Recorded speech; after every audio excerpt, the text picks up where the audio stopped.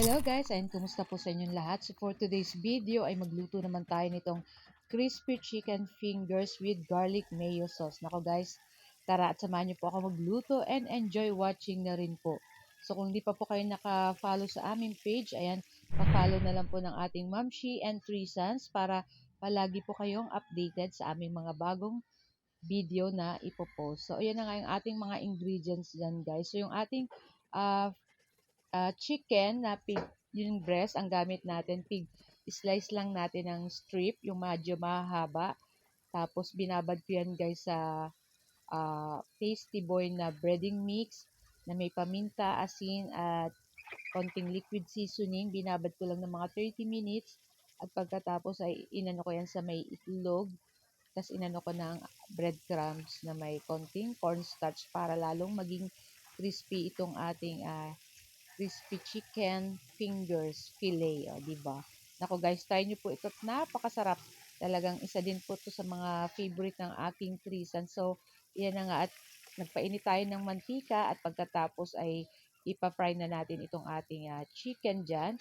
At pag nag-golden brown na guys, ng katulad ng ganyan, pwede mo nang ahunin. So, ito yung aking second batch.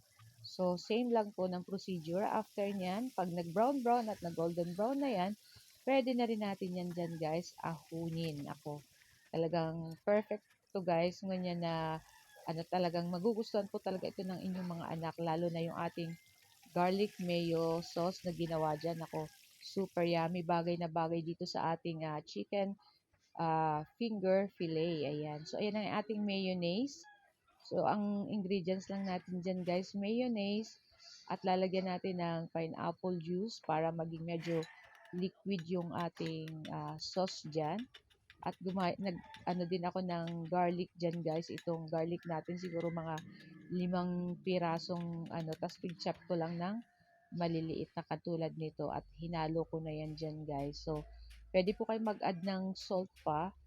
Para sa akin, hindi na po ako naglagay ng salt kasi yung ating chicken dyan is medyo maalat-alat na. So, tamang-tama na lang po itong ating ginawang sauce. At ayan na, nagdagdag pa ako dyan ng pineapple juice saka ng konting paminta. Talaga, napakasarap nito guys. So, ito pong ganitong sauce, pwede nyo po itong i-partner kahit sa anong like chips or what. Pwede po ito sa french fries. Ayan, napakasarap po nito.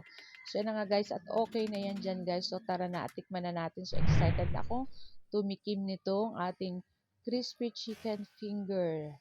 Nako guys, napakalutong talaga nito. Napakasarap. Talagang the best. Kaya kung ako sa inyo, huwag nyo na hintayin. Gawin nyo na rin po itong lutuin. At hindi naman po ito ganun kamahalan. Kaya talagang swak pa rin sa inyong budget at the same time para rin kayong kumain ito sa labas at napakasarap nito guys. So guys, ito lang po ang aming video today. Sana po huwag niyo pong kalimutan mag-like, comment at pa-share na rin po ng ating video. So guys, thank you for watching and see our next video again. So tara na guys at samahan niyo na po kaming mag-lunch ng aking three sons. So guys, ciao, babu, happy lunchtime everyone. Tara, kainan na. Naku, yummy. Sobrang sarap talaga nito guys. Kaya uulitin pa uli namin ito sa susunod. Kaya talaga yung 3 cents ko ay naubos itong aking niluto. So guys, thank you for watching. Bye!